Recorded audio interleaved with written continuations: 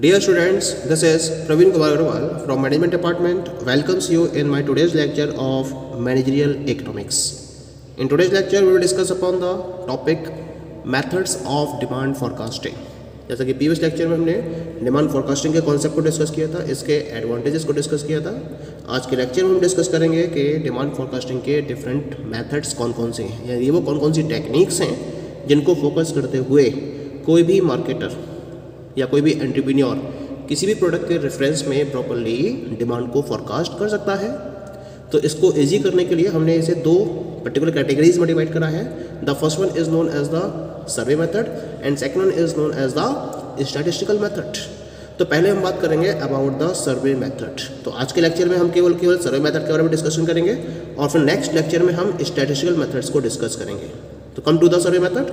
सर्वे method में हमने क्या कर रखा है, इसको 4 कैटेगरीज में डिवाइड कर रखा है। इसके हमने 4 मेथड्स यहाँ पर डिफाइन किए हैं।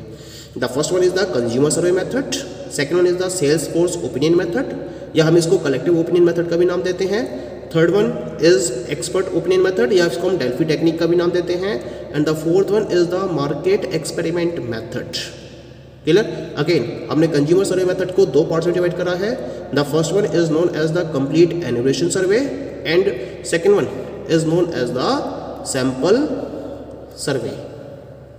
Also, one more point is there that survey method is also known as the qualitative methods, जबकि statistical methods को हम quantitative methods के नाम से भी जानते हैं। तो ये 2 तरह के methods हैं, एक तो qualitative methods हो गए और दूसरे हो गए ये quantitative methods। तो यहाँ qualitative methods या जिसे हमने सर्वे मेथड्स का नाम दिया है, इसके बेसिस पर हम डिमांड को फोरकास्ट करते हैं। केवल फीचर्स या क्वालिटी को कंसीडर किया जाता है और इसके बेसिस पर हम डिमांड को फोरकास्ट करते हैं।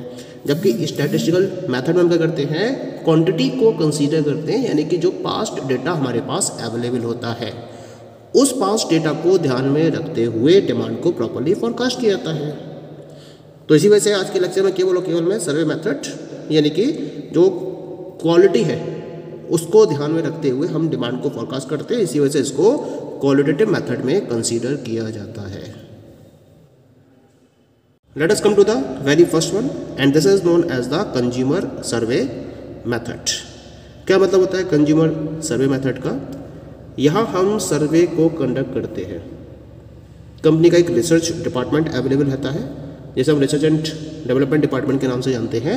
और ये जो डिपार्टमेंट है ये डिफरेंट टाइप के सर्वेज को फॉलो करता है और उनके बेसिस पर एनालिसिस करता है कि फ्यूचर में प्रोडक्ट की डिमांड कितनी होगी। और इस सर्वे में जो सबसे पहला सर्वे होता है वो होता है कंज्यूमर्स के ऊपर, यानी कि कंपनी के जो भी पोटेंशियल कंज्यूमर्स हैं या जो एग्जिस्टिंग कंज्यूमर्स हैं उनको ध्यान में रखते हुए कंपनी सर्वे करती है, अपना एक क्वेश्चंस का सेट तैयार करती है जिसे हम क्वेश्चनर का नाम देते हैं, ठीक है।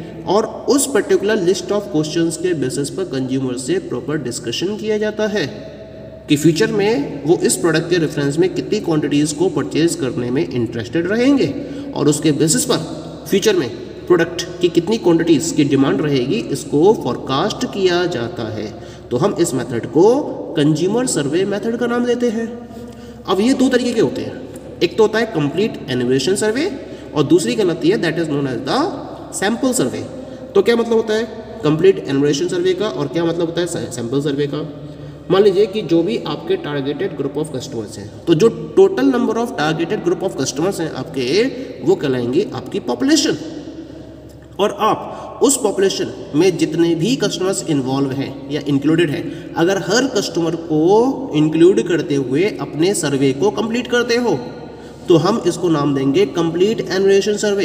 It means that when each and every item of the population is included in the survey then this method is known as the complete enumeration survey method. हर आइटम को इंक्लूड किया जाता है, जितने भी कंज्यूमर्स हैं उनको इंक्लूड किया जाता है। मान लीजिए कि आप एक टाउन में अपने प्रोडक्ट को सेल करना चाहते हैं और उस टाउन की टोटल पॉपुलेशन है 2 लाख, तो 2 लाख क्या हो गया आपका पॉपुलेशन साइज। और जब आप 2 लाख लोगों को इंक्लूड करते हुए अपना सर्वे कंप्लीट करते हो तो हम इसको कंप्लीट एनुमरेशन सर्वे का नाम देंगे। लेकिन जब आप सारे कस्टमर्स को लेकर चलोगे तो ये एक बहुत लेंथी प्रोसेस होती है, टाइम भी बहुत लगेगा, इसमें पैसा भी बहुत खर्च होगा। ठीक है, रिजल्ट भले ही अप्रोप्रिएट आएगा लेकिन इसमें टाइम बहुत खर्च होगा, पैसा भी बहुत खर्च होगा, रिसोर्सेज भी बहुत ज़्यादा इन्वेस्ट होंगे। ठीक है, लेकिन इतना ज़्यादा टाइम आपके पास अवेलेबल होता नहीं है। आपको with in a short period of time analyse करना होता है फ्यूचर में प्रोडक्ट की डिमांड कितनी होती है। तो उसके लिए आप कंप्लीट एनुमरेशन सर्वे का यूज़ ना करके सैंपल सर्वे का यूज़ करते हो। और जो मोस्ट ऑफ द ऑर्गेनाइजेशन है, या मैं कह सकता हूँ कि मैक्सिमम नंबर ऑफ ऑर्गेनाइजेशंस, चाहे वो स्मॉल रिसोर्सेज के साथ में है या फिर लार्ज रिसोर्सेज के साथ में है, वो सैंपल सर्वे के बेसिस पर ही कंज्यूमर सर्वे मेथड को अप्लाई करती हैं। सैंपल सर्वे में क्या होता है? सैंपल सर्वे में हम क्या करते हैं, जो टोटल पॉपुलेशन है उसमें से कुछ नंबर ऑफ कस्टमर्स को एक सेट पैटर्न के बेसिस पर अलग कर लेते हैं और केवल उन्हीं पर्टिकुलर कस्टमर्स के ऊपर अपना सर्वे फॉलो करते हैं। तो इसको हम सैंपल सर्वे का नाम देंगे। जैसे मान लीजिए कि पॉपुलेशन साइज है 2 लाख का, अब उस 2 लाख में से आपने 20,000 कस्टमर्स को अलग कर लिया, सेपरेट कर लिया, और आपने डिसाइड करा कि केवल इन्हीं 20,000 कस्टमर्स को लेकर आप अपने प्रोडक्ट के रेफरेंस के रिलेशन में उनसे क्वेश्चंस पुटअप करेंगे या उनके ऊपर एक सर्वे करेंगे, तो हम इसको सैंपल सर्वे का नाम देते हैं। तो इस तरह से 20,000 लोगों पर जो आप सर्वे कंडक्ट करेंगे, उसके बेसिस पर जो भी रिजल्ट्स एनालाइज होंगे या जो रिजल्ट्स आपको ऑब्टेन होंगे, उनको एज इट इज आप इम्प्लीमेंट कर दोगे ओवर 2 लाख पर्सनस। और आप एज्यूम करोगे जो 20,000 पर्सनस का बिहेवियर है वो 2 लाख को रिप्रेजेंट कर रहा है, तो हम इसको नाम देंगे सैंपल सर्वे मेथड। क्लियर हो गया? तो इस तरह से कंज्यूमर सर्वे मेथड को फॉलो करते हुए कंपनी क्या कर सकती है, अपने फ्यूचर के रिगार्डिंग डिमांड को प्रॉपर्ली फोरकास्ट कर सकती है in the present scenario. Point clear हो गया? Second method is known as the sales force opinion method और कलेक्टिव ओपिनियन मेथड भी हम इसको नाम देते हैं। मार्केट में कस्टमर्स के सबसे नियर कौन होता है? जो कंपनी के सेल्स पर्सन्स हैं, वो कस्टमर्स के डायरेक्ट कॉन्टैक्ट में होते हैं, या फिर जो उसकी रिटेल चेन से जुड़े हुए पर्सन्स होते हैं, जैसे होलसेलर्स हैं, रिटेलर्स हैं, ठीक है, या जो उन्होंने एक्सक्लूसिव शोरूम्स ओपन कर रखे हैं, तो उन एक्सक्लूसिव शोरूम्स के अंदर जो भी सेल्समैन अपॉइंटेड हैं, या जो कंपनी की जो डायरेक्ट सेल्स फोर्स है जो कस्टमर्स के कॉन्टैक्ट में रहती है, ठीक है, वो डायरेक्टली कस्टमर से कॉन्टैक्ट में होते हैं और कस्टमर के बिहेवियर के बारे में उनके पास प्रॉपर इन्फॉर्मेशन अवेलेबल होती है। अब क्या करते हो, आप इन सेल्स फोर्स को एक प्लेटफॉर्म पर कलेक्ट करते हो और उनके पास मैसेज पास करते हो कि इन्हें पता करना है कि फ्यूचर पीरियड ऑफ टाइम में कस्टमर्स वो एक पर्टिकुलर प्रोडक्ट के रेफरेंस में उसकी कितनी क्वांटिटी को परचेज करने में अपना इंटरेस्ट शो करेंगे। तो आप इस तरह से जितने भी इंडिविजुअल सेल्स पर्सन्स हैं in all over the market, मान लीजिए ए मार्केट में आपने टारगेट करा और उस मार्केट के अंदर 1000 सेल्स पर्सन्स वर्कआउट कर रहे हैं, तो आपने क्या करा, हर इंडिविजुअल सेल्स पर्सन को रिस्पॉन्सिबिलिटी दे दी कि उसे ये पता करना है कि फ्यूचर पीरियड टाइम में जो उसके अंडर में आने वाले कस्टमर्स हैं वो उस प्रोडक्ट की कितनी क्वांटिटी को परचेज करने में इंटरेस्टेड है। तो इस तरह से जितने भी इंडिविजुअल कंज्यूमर्स हर किसी की तरफ से डेटा आएगा, आप उस डेटा को रिकॉर्ड करोगे। अब आपके जो 1000 सेल्स पर्सन्स उस मार्केट में अवेलेबल है, वो 1000 सेल्समैन क्या करेंगे, अलग अलग डेटा कलेक्ट करेंगे। जब आप उनका एग्रीगेट टोटल करोगे तो उसके बेसिस पर आपको पता चल जाएगा कि उस पर्टिकुलर मार्केट में जितने टोटल नंबर ऑफ कस्टमर्स हैं उनके द्वारा परचेज फ्यूचर में उस प्रोडक्ट के रेफरेंस में कितनी क्वांटिटीज को परचेज किया जाएगा। इस तरह से आप अपने प्रोडक्ट के डिमांड के रेफरेंस में प्रॉपर फोरकास्टिंग कर सकते हैं। तो हम इस मेथड को नाम देते हैं सेल्स फोर्स ओपिनियन मेथड और कलेक्टिव ओपिनियन मेथड। तीसरा मेथड है इसके अंदर एक्सपर्ट ओपिनियन मेथड, या इसको हम डेल्फी टेक्निक का भी नाम देते हैं। क्या मतलब होता है एक्सपर्ट ओपिनियन मेथड का? यहाँ कंपनी क्या करती है, मार्केट के अंदर उस प्रोडक्ट के रेफरेंस में जो भी एक्सपर्ट्स होते हैं उनसे एडवाइस लेती है और उस एडवाइस को एक पर्टिकुलर एनालिसिस तक ले जाती है। और उस एनालिसिस तक ले जाने के लिए क्या करती है, कंपनी ने अपना एक सेट ऑफ क्वेश्चनर तैयार करा और उसके बाद वो हर इंडिविजुअल एक्सपर्ट को वो सेट ऑफ क्वेश्चनर सेंड कर देती है, मेल कर देती है। ठीक है, मेल करने के बाद क्या होता है, मेल करने के बाद हर एक्सपर्ट से उसके रिगार्डिंग ओपिनियन ली जाती है। अब हर एक्सपर्ट की ओपिनियन उसके पास आ जाती है। अब जब जो ओपिनियन उसके पास आ गई, हर किसी के पास उन ओपिनियंस को फिर से फॉरवर्ड कर दिया जाता है। अब हर कोई एक दूसरे की ओपिनियन को स्टडी करता है और फिर एक कॉमन ओपिनियन को प्रेजेंट करता है, और इस तरह से ये रिपीटेड वे में स्टेप्स फॉलो होते चले जाते हैं। और ये स्टेप्स तब तक चलते हैं जब तक कि हर किसी की एक ओपिनियन नहीं आ जाती है। और जब ओपिनियन कॉमन हो जाती है, सेम ओपिनियन हो जाती है, तो उसके बेसिस पर उस पर्टिकुलर रिजल्ट को फोरकास्टेड डिमांड के रूप में एक्सेप्ट कर लिया जाता है। Okay, and the last one is the market experiment method. क्या होता है मार्केट एक्सपेरिमेंट मेथड में? यहाँ डिमांड को अफेक्ट करने वाले जितने भी फैक्टर्स होते हैं उनको कंसीडर करके इक्वेशंस को डेवलप किया जाता है, उनके बेसिस पर उनको प्रॉपर्ली एनालाइज किया जाता है।